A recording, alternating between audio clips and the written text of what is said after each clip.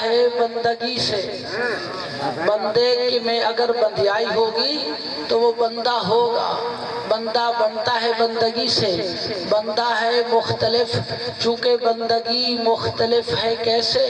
صبح ہوتے ہی ہم مختلف ہو جاتے ہیں، ایک مسجد سے آذان آتی ہے تو وہ کہتے ہیں الصلاۃ خیر من النوم، دوسری مسجد سے جب آذان آتی ہے تو وہ کہتے ہیں حی علی خیر العمل، ادھر بندگی اور ہے ادھر بندگی اور ہے، بعض ہاتھ کھول کے نماز پڑھ رہے ہیں، بعض ہاتھ باندھ کے نماز پڑھ رہے ہیں، اور خود جو ہاتھ کھول کے نماز پڑھ رہے ہیں وہ بھی ایک جیسے نہیں، کوئی تکبر لے کے جا رہا ہے، دیکھو مجھ جیسا نمازی کون ہو سکتا ہے، میں شب زندہ دار ہوں، دن کو روزے رکھتا ہوں، رات کو اللہ کی عبادت کرتا ہوں، تمہیں کوئی پتہ نہیں جس سجدے میں تکبر ہو وہ سجدہ تمہیں جہنم لے جائے گا، سلامت رہو سلامت رہو، جس سجدے میں تکبر ہو قرآن کہہ رہا ہے وہ سجدہ تمہیں جہنم لے جائے گا۔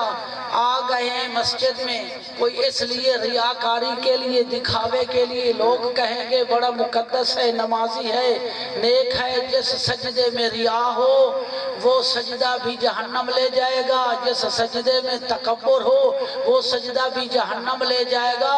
سجدہ ہے وہ جو اللہ کو لائق عبادت سمجھ کے سجدہ کیا جائے، یہ سجدہ عبادت۔ امیر المومنین خود نہج البلاغہ میں فرماتے ہیں میں اللہ کو جنت کی لالچ میں سجدہ نہیں کرتا، یہ تو تاجروں جیسا سجدہ ہے، تاجروں جیسی عبادت ہے، سجدہ کروں اور جنت لوں۔ پھر مولا فرماتے ہیں جہنم کے ڈر سے میں اللہ کو سجدہ نہیں کرتا، یہ تو غلاموں جیسی عبادت ہے۔ مولا فرماتے ہیں میں نہ جنت کی لالچ میں سجدہ کرتا ہوں نہ جہنم کے ڈر میں سجدہ کرتا ہوں، میں تو اللہ کو اس وجہ سے سجدہ کرتا ہوں کہ وہ لائق عبادت ہے۔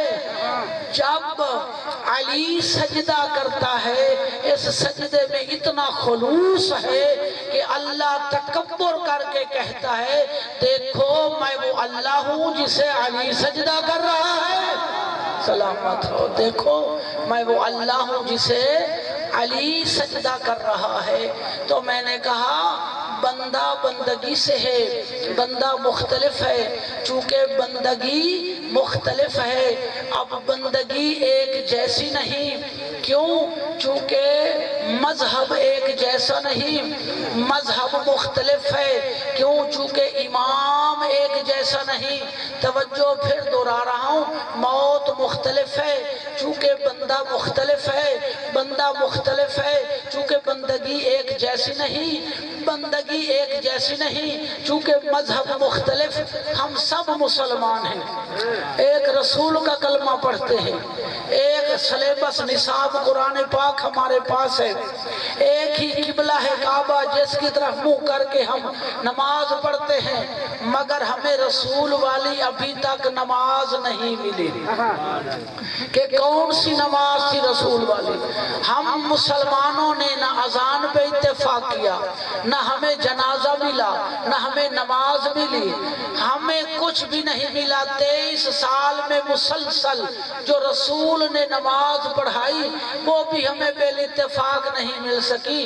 حق تھا کہ ہم سب مسلمان، ہماری اذان ایک ہوتی، ہمارا جنازہ ایک ہوتا، ہماری نماز ایک ہوتی، سب جو ہے سب چیزوں میں ہم مختلف ہو گئے۔ تو اس وجہ سے میں نے کہا اس کی وجہ یہ ہے چونکہ مذہب مختلف بن گئے، مذہب بنتا امام سے، امام مختلف ہو گئے، بس موت ہے مختلف، جیسا بندہ ہوگا ویسی بندگی ہوگی، جیسی بندگی ہوگی ویسا مذہب ہوگا، جیسا مذہب ہوگا ویسا امام ہوگا، بس موت میں نے سمجھا دی، جیسا امام ہوگا ویسا مذہب ہوگا، جیسا مذہب ہوگا ویسی بندگی ہوگی، جیسی بندگی ہوگی ویسا بندہ ہوگا، جیسا جیسا بندہ ہوگا ویسی موت ہوگی. تو پھر مجھے کہنے دیجئے کافر مرتا ہے کفر کی موت، مشرک مرتا ہے شرک کی موت، منافق مرتا ہے منافقت کی موت، مگر پیغمبر فرما رہے ہیں من مات علی حب آل محمد مات شہیدہ. مرنے والا مر جائے دل میں آل محمد کی محبت ہو، اس کی موت شہید کی موت ہے، اس کی موت شہید کی موت ہے. بس ہم ڈر گئے موت سے. پتہ نہیں یہ موت کیا ہے. موت اللہ کی نعمت ہے. معصوم سے پوچھا گیا تھا کہ مولا یہ لوگ موت سے کیوں ڈرتے ہیں؟ تو معصوم نے فرما دیا کہ یہ لوگ موت سے نہیں ڈرتے، یہ اپنے کردار سے ڈرتے ہیں. کردار کا ڈر ہے، موت کا ڈر نہیں ہے. ہم نے دنیا کو آباد کیا، صلوات پڑھ لیں. ہم نے دنیا کو آباد کیا، آخرت کو برباد کیا. زادرہ ہمارے پاس نہیں. تو معصوم فرماتے ہیں کہ انسان آبادی کو چھوڑ کے بربادی کی طرف جانے کے لیے تیار نہیں ہے. ہمارے پاس نماز نہیں، جو چراغ ہے روشنی ہے قبر میں، تنہائی کا گھر ہے، غربت کا عالم ہے، اس کے لیے ہمارے پاس کوئی زاد راہ نہیں ہے. بعض لوگ اس دنیا میں امیر ہیں، آخرت میں غریب ہوں گے. بعض یہاں پہ غریب ہیں، آخرت میں امیر ہوں گے. تو دعا ہے کہ اللہ تمہیں آخرت کا امیر بنائے. آخرت میں دنیا میں کون امیر ہے؟ آج کل جس کی زمین زیادہ ہے، جس کے پاس مال و دولت زیادہ ہے، جس کے پاس پراپرٹی زیادہ ہے، وہ دنیا کا امیر ہے. مگر اس سے سوچنا چاہیے دنیا میں تو وقت گزر جائے گا، آخرت میں وہ امیر ہے جس نے علی کو مومنوں کا امیر سمجھا اور نماز کو قائم کیا. وہ آخرت یا علی. ایک موت ہے روح جسم سے نکل جاتا ہے، ہم اس کو موت کہتے ہیں. یہ موت برابر ہے. یہ موت حیوانوں پر بھی واقع ہوتی ہے. سخت لفظ ہے، استعمال نہیں کرتا. ایک جاندار ہے، بھینس ہے، مجھ ہے، گائے مر گئی، روح جسم سے اس کا نکل گیا. یہ موت اس کے لیے بھی ہے اور یہ موت ہمارے لیے بھی ہے. ہم اس موت سے ڈرتے ہیں. جس موت سے ہمیں ڈرنا چاہیے تھا وہ موت کی نہ ہمیں تعریف آتی ہے، نہ ہم اس موت کی طرف متوجہ ہیں، نہ ہم کبھی اس حیات کو ہم نے تلاش کیا، نہ اس حیات کے پیچھے ہم جا رہے ہیں. وہ کون سی موت اور حیات ہے؟ غور کرنا. وہ موت اور حیات وہ ہے جس کا فلسفہ کربلا والوں نے کربلا میں بتا دیا. فلسفہ حیات کیا ہے اور فلسفہ موت کیا ہے؟ یہ حسین نے کربلا میں بتایا تھا کہ موت کیا ہے اور حیات کیا ہے. امام صادق علیہ السلام فرماتے ہیں موت الانسان بذنوب، جو گناہوں کے ذریعے انسان پر موت واقع ہوتی ہے، اکثر من موت ہی بالعجل، یہ موت زیادہ ہے ملک الموت والی موت سے. میری بات کی سمجھ آ رہی ہے؟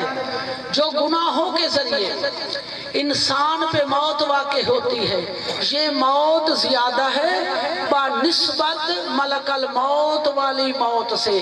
ایک ہے جسم کی موت، ایک ہے انسانیت کی موت. یزید کے پاس انسانیت کی موت تھی، حسین جہان میں انسانیت تقسیم کر رہے تھے. یہ ہے انسانیت کی زندگی. اب معصوم فرما رہے ہیں جو گناہوں کے ذریعے انسان پر موت واقع ہوتی ہے وہ زیادہ ہے بنسبت کس موت کے؟ ملک الموت والی موت کے۔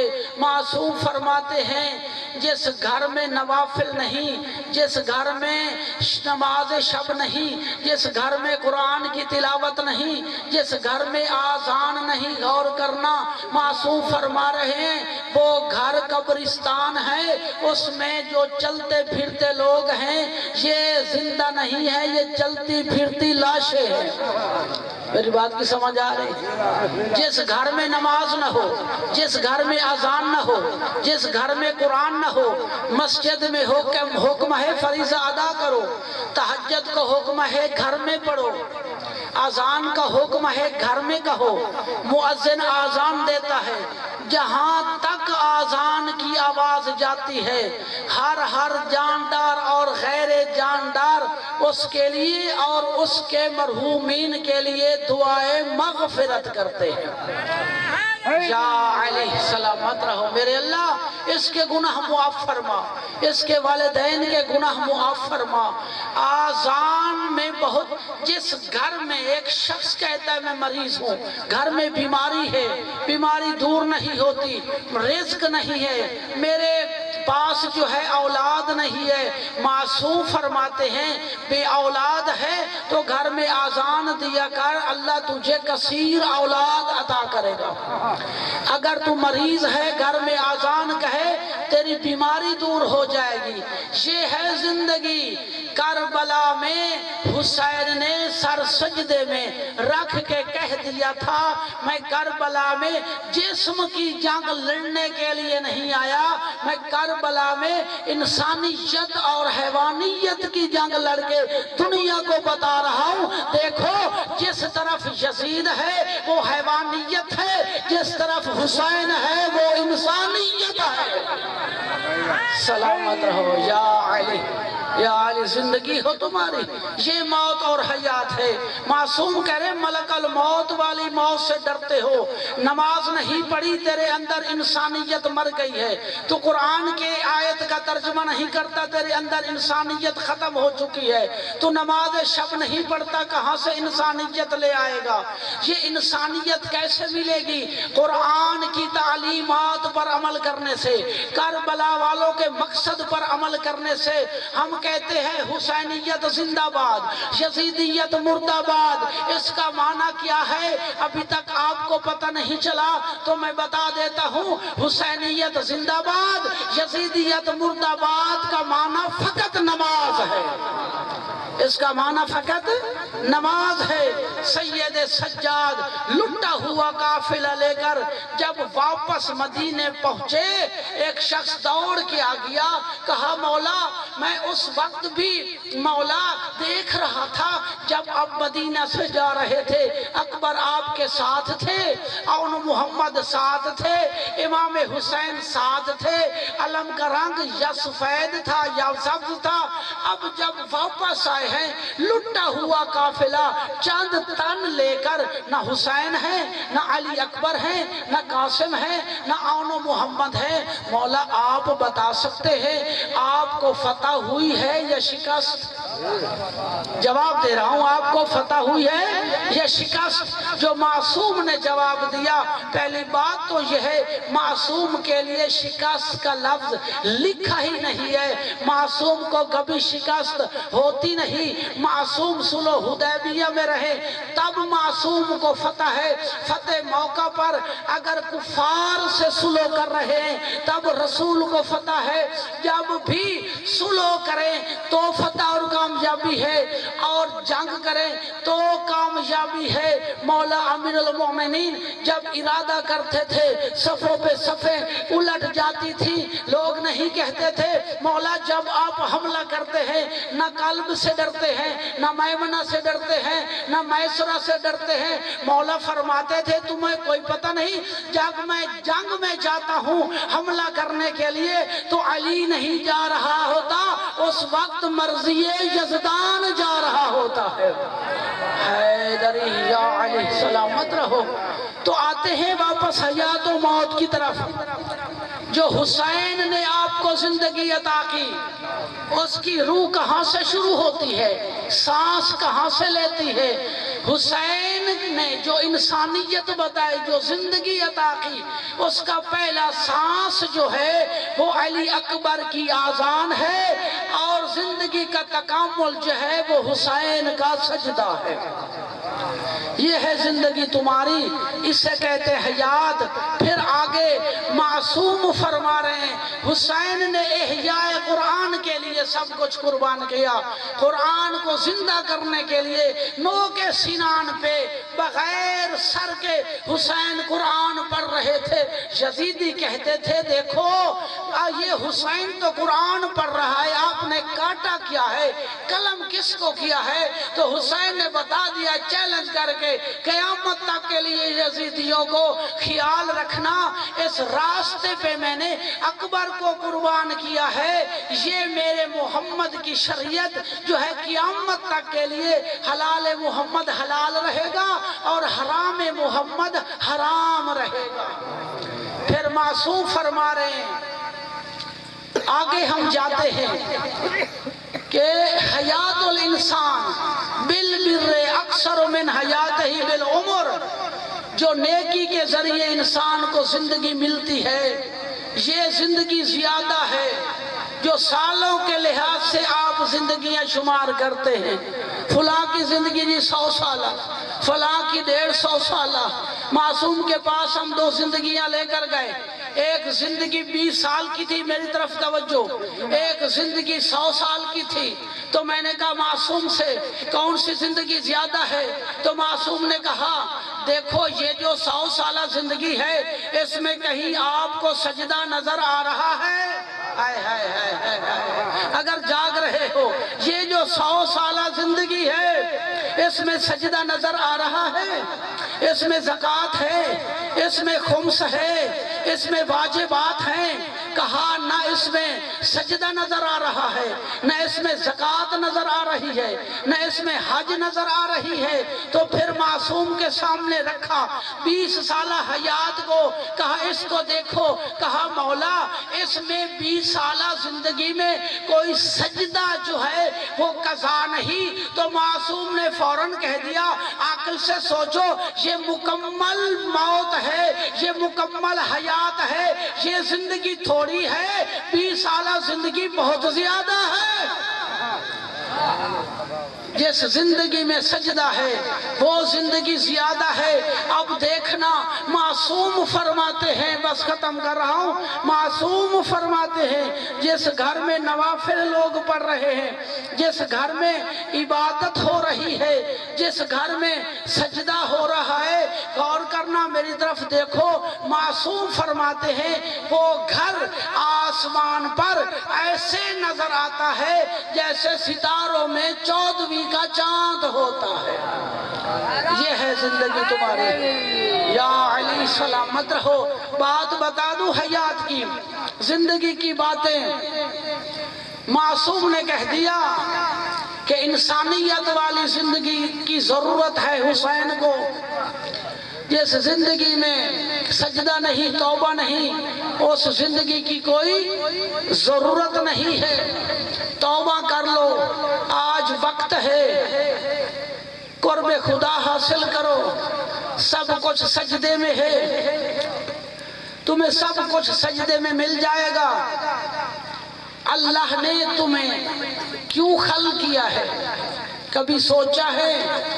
رات کو بستر پہ سو کے محاسبہ نفس کر لیا کر کہ مجھے آج میں گھاٹے میں رہا یا میں نفع میں رہا، کتنے فیصد میں نے زندگی حاصل کی اور کتنے فیصد آج میں نے اپنے اندر انسانیت کو مارا. ایک تاجر ہے شام کو، وہ بھی سوچتا ہے میری دکانداری کیسے گزری آج، کل کو کوشش کروں گا، گھاٹا کم کروں گا، نفع میں اضافہ کروں گا. آج تو بھی سوچ لے جو آج 10 جھوٹ بولے ہیں تو کل کو نہیں ہوں گے، آج نماز قضا ہو گئی تو کل کو نہیں ہوگی، آج قرآن کی تلاوت نہیں کی تو کل میں ضرور کروں گا، میں یہ عبادت کروں گا۔ صاحبان، محاسبہ نفس ضروری ہے۔ آج ہم وہ شکل تو خدا کے پاس لے کر جائیں زہری، جو شکل خدا کو پسند ہے۔ کہیں ایسا نہ ہو کہ زہری شکل بھی ہماری وہ نہ ہو جو خدا کو پسند نہیں۔ اللہ سے پوچھتے ہیں پالنے والے، تو نے انسان کو دنیا میں کیوں بھیجا؟ اللہ نے فوراً کہہ دیا، میں نے انسان تجھے عبادت کے لیے خلق کیا ہے، عبادت کے لیے خلق کیا ہے۔ عبادت کسے کہتے ہیں؟ حکم الہی پر عمل کرنے کا نام عبادت ہے۔ جو اللہ کا حکم ہے اس پر عمل کرو، اسے عبادت کہتے ہیں۔ دیکھنا عبادت ہے، سننا عبادت ہے، ہاتھوں سے کام کرنا عبادت ہے، سانس لینا عبادت ہے، چلنا عبادت ہے۔ اللہ نے فقط اس دیکھنے سے روکا ہے کہ جو دیکھنا تمہیں انسانیت سے دور کرتا ہے، دیکھنے سے نہیں روکا۔ تیری فطرت کا نام اسلام ہے، ایسے آسان اسلام کہاں سے لے آئیں؟ فقط یہ کہا ہے تاش کی طرف نہ دیکھو، غیر محرم کی طرف نہ دیکھو، شراب کی طرف نہ دیکھو، آ گھر میں آ، بیٹھ جا، تیرے بوڑھے ماں باپ جو موجود ہیں زانو تہ کر کے بیٹھ جا، ان کے چہرے کی زیارت کر لے، اللہ تمہیں رسول کی ہوئی مقبول حج کا ثواب عطا کرے گا۔ سلامت رہو، سلامت رہو، زندگی ہو تمہاری۔ قرآن مجید کی زیارت کرنا ثواب ہے، خانہ کعبہ کی زیارت کرنا ثواب ہے۔ اس صدف کعبہ میں ایک گوہر آیا جو فاطمہ کا چاند ہے، ابو طالب کا لال ہے، جسے قرآن علی کہتا ہے، ماں نے جس کا نام حیدر رکھا ہے۔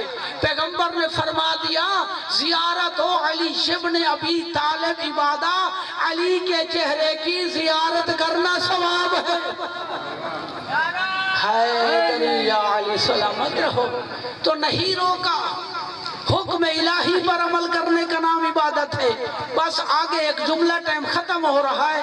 دیکھو اللہ نے کہا تھا نا کہ میں آدم کو خلق کر رہا ہوں، اللہ نے آدم کو خلق کیا، ملائکہ کو کہا بات ہے حکم الہی پر عمل کرنے کا نام عبادت ہے۔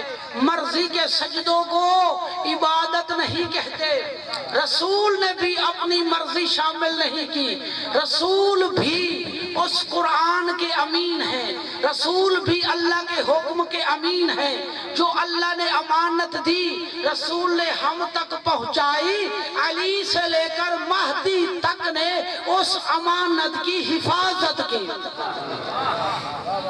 رسول نے بھی اپنی طرف سے ایک بات نہیں کہی، کہا میں نے ایک خلیفہ بنایا ہے جسے آدم کہتے ہیں، میں نے اس کا نام آدم رکھا۔ ملائکہ کو کہا کہ اسے سجدہ کرو، سب نے سجدہ کیا۔ ابا واستکبرا، ایک نام ابلیس کا، شیطان نے انکار کیا، شیطان نے تکبر کیا، کہا پالنے والے یہ مٹی کا پتلا ہے، میں ملک مکرم میں شامل ہو چکا ہوں، میں ایسے کیسے سجدہ کروں؟ بس شیطان نے تکبر کیا، سب نے سجدہ کیا، ابلیس نے انکار کیا، کہا پالنے والے کوئی جگہ تو بتا جہاں پہ میں نے تجھے سجدہ نہ کیا ہو، کوئی زمین کا ٹکڑا تو بتا جہاں میں نے عاجزی سے پیشانی نہ رکھی ہو، ہر جگہ پہ میں نے تجھے سجدہ کیا۔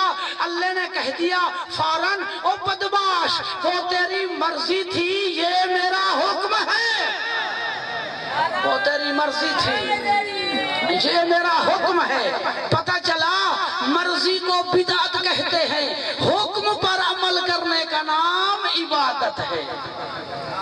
اب یہ ہم کیسے عبادت کریں؟ یہ موضوع طویل ہو جائے گا، بس 2 جملے مصیبت کے سن لو۔ غریب ہو گیا حسین، جس دل میں کربلا ہے، اتنا اس کے لیے مصیبت کا جملہ کافی ہے۔ وہ حسین جس کا ایک بال ٹوٹ جاتا تھا زہرا سارا دن روتی تھی، وہ حسین جو زبان رسالت چوس کے جوان ہوا، وہ حسین جو دوش رسالت کا سوار ہے، آج وہ حسین کہہ رہا ہے میں غریب ہو گیا۔ عزادارو، جب حسین نے کہا نا میں غریب ہو گیا تو پنگوڑے میں 6 ماہ کا علی اصغر موجود تھا۔ علی اصغر نے کروٹیں بدلنا شروع کر دی، کہا بابا تو کیوں غریب ہو گیا ہے، ابھی تو تیرا علی اصغر جو موجود ہے۔